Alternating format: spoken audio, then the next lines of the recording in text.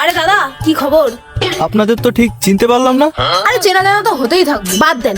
এখন আপনাকে আমরা একটা জাদু দেখাবো, দেখবেন কিনা বলুন। কি জাদু? আমি আপনার চোখের সামনে আপনার মোবাইলটা গায়েব করে দেবো, আর আপনি কিছু বুঝতেও পারবেন না। বেশ, তাহলে তো আপনার জাদু দেখতেই হচ্ছে।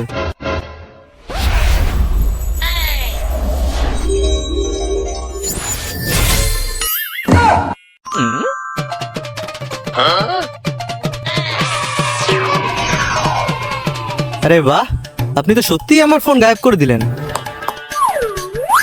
থ্যাংক ইউ দাদা, বাই। আরে ও দিদি, আমার ফোনটা?